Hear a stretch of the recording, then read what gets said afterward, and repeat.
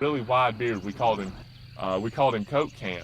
And so I nicknamed the other one yesterday Soda Pop because he wasn't quite a Coca-Cola, but he was close enough. He was a Sam's Club version. And I just find that fascinating that this bird won't let that bird strut. But what Greg was telling me about dominant birds was just, I found so interesting. When I killed this bird, he was roosted over here by himself.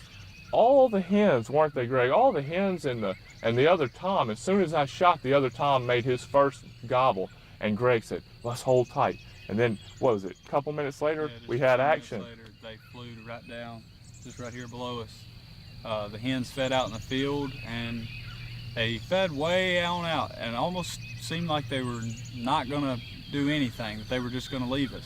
Well, the spot we're in, there's really no way for us to get out. So we had only one choice, and that was to sit there and be patient and hope that maybe something happened.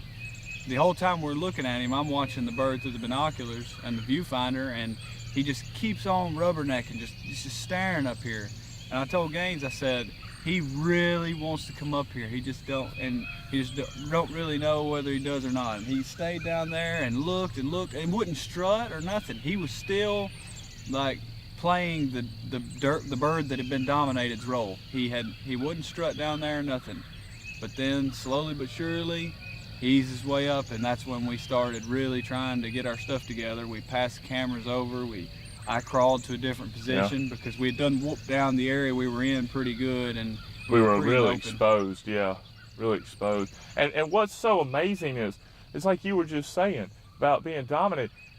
This bird, but Tommy was the key. When it's on, it's on. I know people have mixed feelings about decoys, but don't buck the tiger. When it's worked 3 mornings in the row and you know your birds, Greg knows these birds like the back of his hand, and being able to scout them from afar with a spot and scope told us you got a dominant bird and a submissive bird, but they like to run together.